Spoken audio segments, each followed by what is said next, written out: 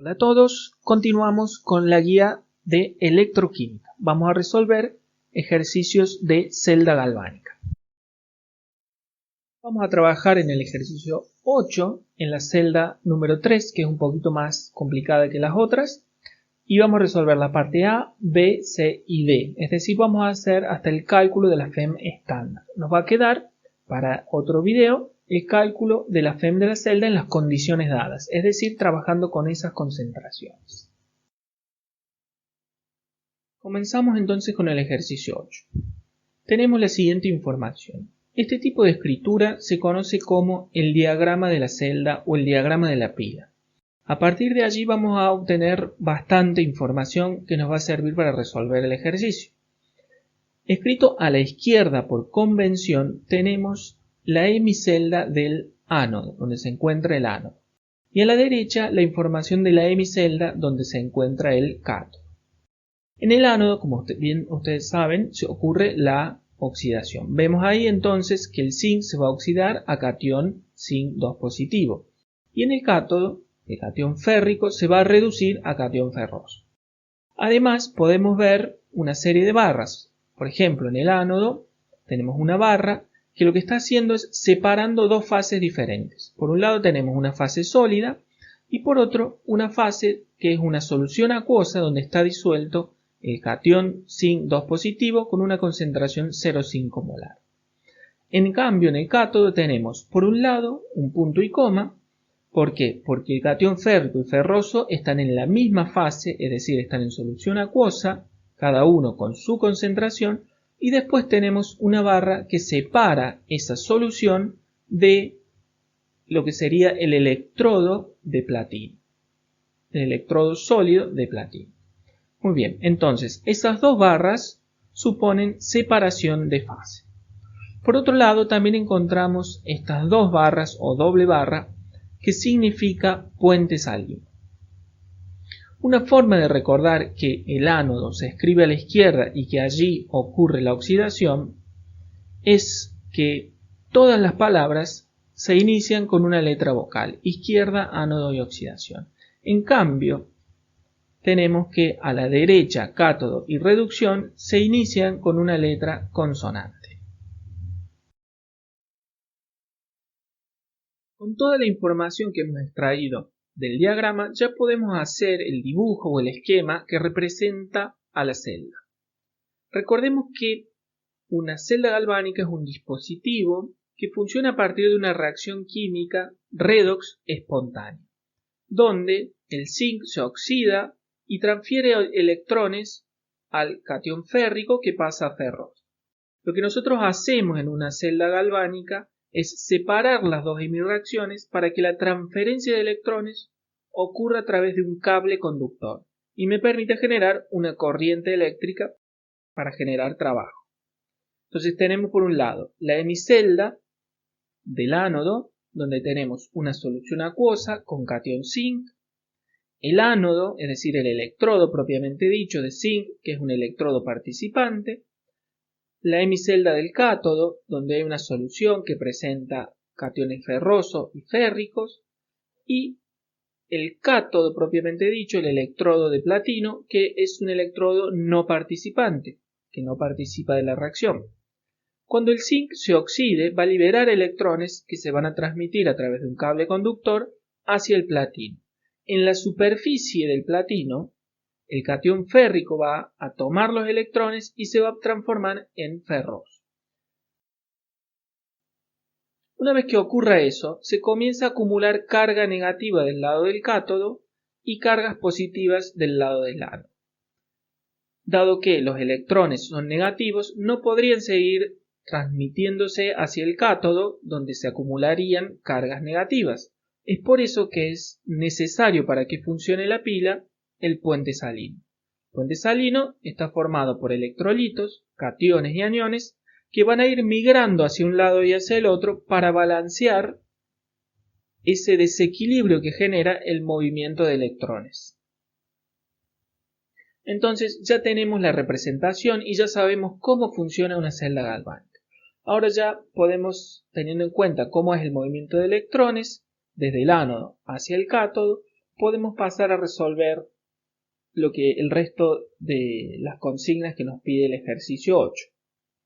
Todas las reacciones que tienen lugar en cada una de los electrodos. Vamos a escribir la reacción total, vamos a indicar dónde ocurre la oxidación y la reducción, identificar el agente oxidante y reductor, y también vamos a calcular la FEM estándar de la pila. Comenzamos por las reacciones. Tenemos el ánodo y si nos vamos al diagrama, vemos que en el ánodo, ¿qué va a suceder? El zinc va a pasar de 0 sólido a catión 2 positivo en estado acuoso. Con esto yo puedo armar mi hemireacción. Vamos a colocar ánodo, zinc, que pasa a 2 positivo más 2 electrones. Le colocamos los electrones para tener el balance de carga. Recuerden, primero balance de masa y después balance de carga. En el ánodo, decíamos, ocurre la oxidación. Entonces vamos a colocar hemireacción de oxidación agente reductor. Dado que el zinc se oxida, va a hacer que otra sustancia química, que otra especie química se reduzca. Por lo tanto, es un agente reductor. Me voy al cátodo. ¿Qué sucede en el cátodo? El catión férrico se va a transformar en ferroso. Entonces yo con esto ya puedo armar mi hemireacción y después hacer el balance. Voy a tener en el cátodo férrico más un electrón que pasa a ferroso. Si se fijan, otra forma de darse cuenta que esto es una reducción, el estado de oxidación del catión férrico pasa de más 3 a más 2. El estado de oxidación disminuyó, es decir, se redujo. Como el estado de oxidación se redujo, esta hemireacción es una reducción. O sea, si se redujo, es una reducción. Entonces yo coloco hemireacción de reducción agente oxidante. Bien, ahora vamos a obtener la ecuación global. Pongo paréntesis en las dos hemireacciones y lo que voy a hacer es, voy a balancear a partir de los electrones. Con los electrones de una hemireacción, con los electrones de los que están en la hemireacción de arriba, S2 lo voy a colocar en la hemireacción de abajo. Con la hemireacción de abajo, donde tengo un electrón, S1 lo voy a colocar arriba. Si fuese posible simplificar, o sea, si yo tuviese 2 y 2, simplifico y me queda 1 y 1. O si tuviese un 4 arriba y un 2 abajo, simplifico y me quedaría 2 y 1. Acá tengo solamente 1 y 2. ¿Para qué hago este intercambio de electrones? Fíjense que acá me queda 1 por 2, 2 electrones. 2 por 1, 2 electrones. Lo que estoy haciendo es balancear la ecuación igualando la cantidad de electrones que se pierden en el ánodo con la cantidad de electrones que se ganan en el cátodo. Básicamente eso es lo que estoy haciendo. Bien, como yo arriba tengo un 1, no es necesario ponerlo y por lo tanto lo vamos a quitar. Una vez que tengo esto, ya puedo obtener mi ecuación o mi reacción global o total. Empezamos por los reactivos. Tengo acá un zinc sólido, entonces pongo abajo zinc sólido. No tengo más en los reactivos, paso abajo. Tengo 2 por 1, 2 cationes férricos en estado acuoso. Es importante poner el estado en el que se encuentran las sustancias porque después lo vamos a utilizar cuando apliquemos la ecuación de Nernst. Después tengo 2 por 1 más 2 electrones. Pasamos a los productos.